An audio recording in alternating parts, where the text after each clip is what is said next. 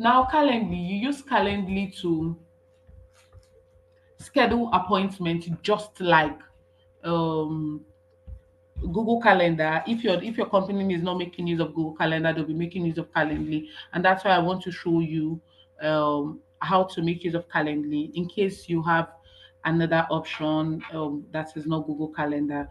Now we are going to be I'll be starting. My Calendly is already connected to my Gmail. Now, if you're opening your Calendly for the first time, you would have to integrate it. You'd have to either integrate Zoom, integrate Google Calendly, integrate any of let me go there. But I already have mine integrated. Yeah, you can integrate Zoom, you can integrate Salesforce, you can integrate Google Meet, you can integrate HubSpot. Now, Salesforce, HubSpot, they are all CRM tools, and we'll be talking about HubSpot after this.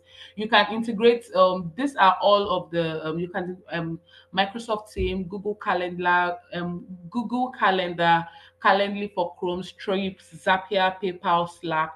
You can integrate all of this working tools, productivity apps into Calendly. Now, to get to Calendly on your website, that's on your system, just type Calendly. You're going to be having access to Calendly, and you log in. You Since you're just logging using Calendly for the first time, you're going to be signing up to be able to access all of this. Now, when you sign up, you just get it connected. Now, as you can see, my Google Meet is connected to my um, Calendly. My Zoom is already connected to my Calendly, and my Google Calendar is already connected to my Calendly. So when you're joining for the first time, just go to integration. When you come in, you see where it says event type, meeting availability. Click on integration and app. You get any of this software, anyone you want to get connected. If you are working with a company that is making use of any of this, that is making use of Calendly, they already have what they want to get meeting with. They already have it connected. Now we are going to be starting with create meeting. I hope you all have your pen and paper so that you just start. Now, the first step after you're done integrating your app into your Calendly, you click on create, which is what I am doing. Now, when you click on create, if it is a one-on-one meeting, if your client is having a one-on-one meeting with a partner, you are going to be making use of this option, one-on-one meeting. If your client is having a group meeting, just like I am having a group meeting with all of you, you're going to also be clicking on this um, um, group meeting. If it's like a very big, very serious meeting between team members and maybe a webinar, you're going to be using round robin. But if you're making use of like a free plan, you cannot make use of round robin. It's for premium. Well, for one-on-one, it's like free. And also, I want you to note that if, let's say, your client is having an interview, your company is employing people, and your company is having an interview with over seven candidates, over eight candidates, make use of group meeting. And that is because if you just make use of one-on-one, if you like create an event on one-on-one and send it to these people, once one person has scheduled for their interview, the other persons are not able to schedule for their interview. Once one person schedules for an interview, the other person are not able to schedule for their interview. So one-on-one meeting, you only make use of it when your client is having just one meeting with the other person. No other person is joining that meeting. This platform just allows for one-on-one. I made this mistake when we were employing some persons, and I went to schedule a meeting on one-on-one, and one person scheduled the meeting and every other person couldn't schedule. I was, what is the problem? Why is nobody scheduling a meeting? And I had to use YouTube to know what the problem is, and that was how I found out. So that you're aware. Now I am going to be clicking on group. We are going to be creating a meeting on group where our event will be on group. No, no, no, I don't want that. No, okay. I think I would have to delete so that I'm able to, yes. I would also delete this so that I have more space. Okay, now you can click on new event type, you can click on create. So let's make use of event type. So for event type, it's still the same thing, one on group meeting. So we upgrade to standard. Oh, group meeting. Give me a moment, let me log out of this. I don't know.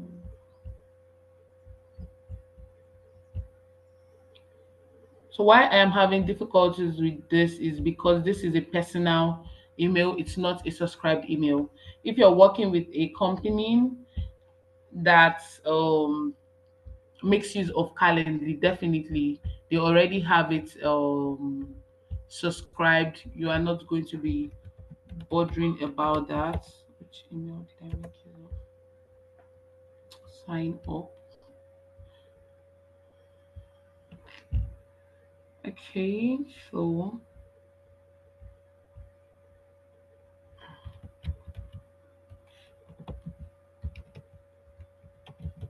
since I am starting from beginning, another email, so I'm just going to be showing you all how to do that from beginning.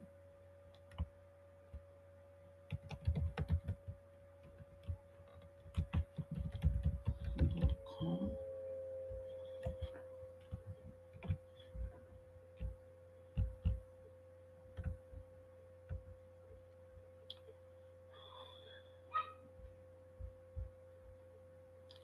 Okay, sign up.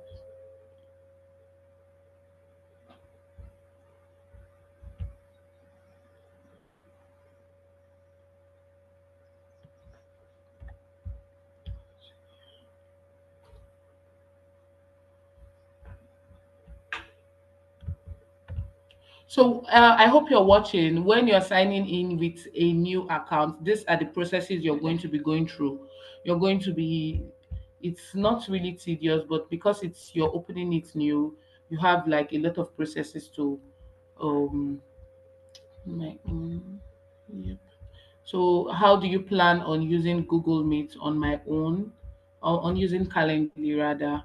So next, you might choose you still okay. I must. Mm, okay. So it has been connected. My email ogboperpetual2@gmail.com has already been connected because this is what I am signing in with. Now let's start from beginning. So when you are opening for the first time, you have an option. This option is to choose the days you are available. Today is Monday, this is Sunday, unavailable. You can also decide to be available on Sundays. You can decide to be available on Saturdays.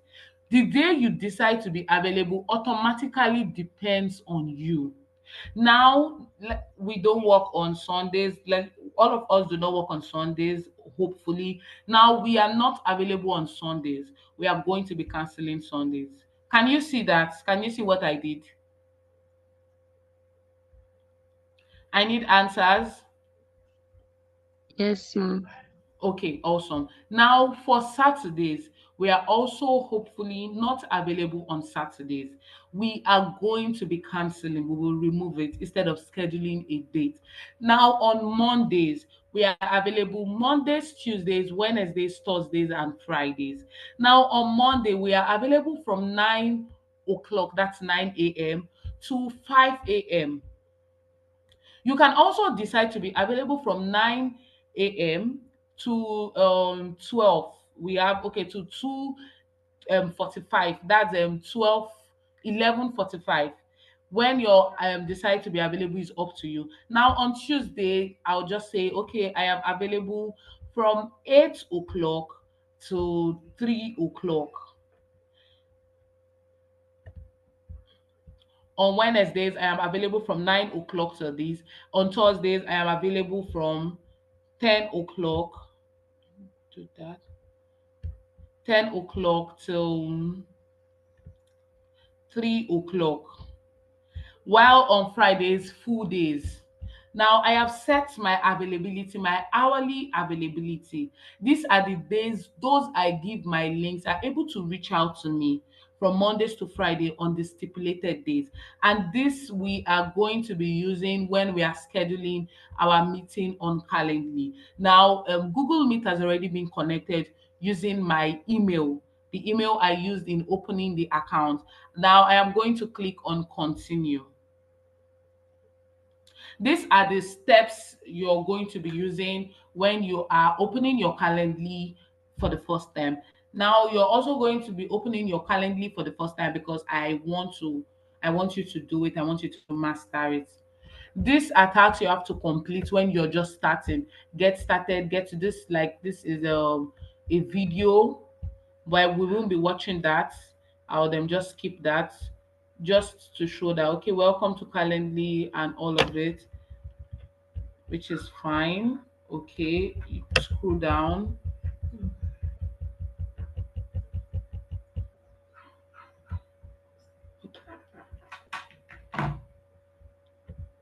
Now don't show again. Just now we are done with that. Got it.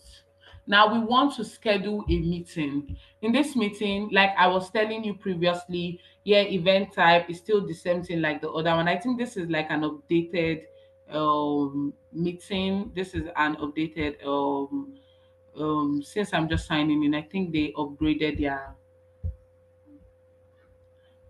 website. Now we, like I said, group one on one, you can see just the organizer and one person.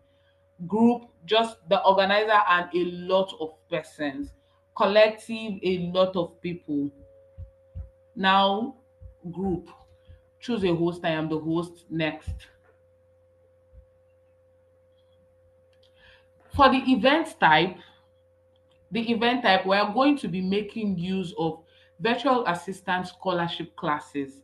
Now, depending on your clients, if your client is into production, if your client is into Airbnb, if your client is into real estate, e-commerce, anything your client is, the event name should be that. Now, since we are what we are doing here currently is virtual assistant, the event type will be virtual assistance scholarship classes. Now, this is the event type. We have a duration of 15 minutes, 30 minutes, 45 minutes, 60 minutes. Now, we are going to be choosing 60 minutes. That's about 1 hour. Yes, that's 1 hour. That is what you will be choosing. Now, if you're scheduling a meeting for your client, if the meeting you're having with your client is 15 minutes, go for 15 minutes. 30 minutes, go for 30 minutes. 45 minutes, it just depends on the time your client is working with or the time for the meeting. Now, where is the location of our meeting? It's a remote meeting. You can make use of Zoom. I have not integrated my Zoom. You can make use of phone call. If it's a phone call, you're just going to be inputting number. Now, look at, just like I told you that when you're joining for the first time, you have to integrate your Zoom to your Calendly. Here you can see that it says Zoom is not connected. Visit the Zoom integration page to connect your account, which is the integration page I showed you previously. I'm going to show you that again, but we are just going to move forward. Now, if I also want to make use of phone call, it's not going to be a problem. Let's in Nigeria, you're calling you want the meeting is a Nigerian to Nigeria. You come here and you choose, look at where you have Nigeria. You impute the phone number. This is my phone number. I am just going to impute it here and I will update. Once I update it, the other person, I'm going to get to the point where I'm going to add email, and the other person is going to be receiving the information, is going to be receiving the invite, and is also going to be receiving the phone number where the call is going to be taking place. But we are not making use of call, and most of these meetings are not even via calls. In person, if the meeting is an in-person meeting, what it means is if it's like a face-to-face meeting, if you're having the meeting, a physical meeting, yes, you impute it here. You can put the location: Ikeja, Berger, London, US, anywhere. You impute it here. Now you have other options. These other options, you have outside Zoom and Google Meet, there is something called Microsoft Teams, and this is used, your company, any company you might be joining might be using this as their primary communication channel, or even where they get their official meetings. Webex is also, it also works like Google Meet and Zoom. GoToMeeting also works the same, but now I am going to be making use of my Google Meet. Now, while my Google Meet doesn't say, um, Google Meet is not connected, go to Zoom integration to connect, it's simply because I am using my email. I used my email, which that's what you're going to be using. Automatically, it gets connected. Your Google Meet gets connected. Now your Zoom, you have to do that on your own. I'll just show you guys how to do that. Now here, display remaining spots for booking on booking page, which is any when people has chosen their meeting, they've already scheduled, they should display the remaining spot. Now, most of these softwares, they are now, would I say, becoming smart, or they are now trying to make a lot of money, or they are trying to just make a lot of money. Now the maximum is 2 invites per event. Before, you could invite up to 100 people. Just create your link, schedule, have a lot of reservations, and then share your link. I wish I didn't delete the other one. I would have just showed you how it is, but not a problem. Obviously, when you're working with a company, they would have on all of these are already going to be premium. Now the event details: 60 minutes Google Meet, that's 1 hour. The host and the invite: 2 people, which is me and 2 other persons that will be joining the meeting.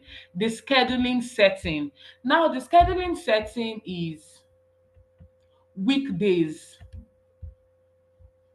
weekdays which is Mondays to Friday. Now, just like you if you remember, during when we're entering Google Calendly, we had options where we had to choose the days we are available for meetings. You saw when I was doing that. On Monday, I chose 9 o'clock till 5 o'clock. On Tuesday, I chose 8 o'clock till 3 o'clock. On Wednesday, I chose 9 to 5. On Thursday, I chose 10 to 15, and on Friday I chose 9 to 5. Now that is when you're going to be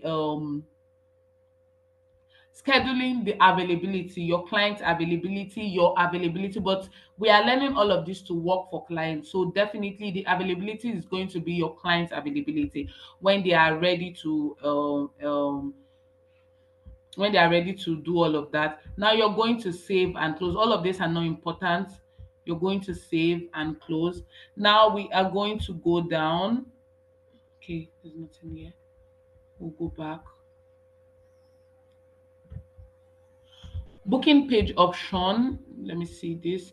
Now this is where you have an opportunity to either ask your clients, ask whoever is joining the meeting anything you want to ask them.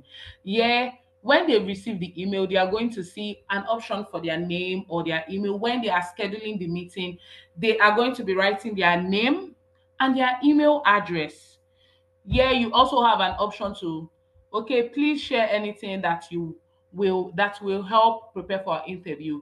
This, if you intend to ask, no problem. You can also edit if maybe your client doesn't like this question. Maybe what does that mean? You can just share, okay, kindly join. You can just kindly join this meeting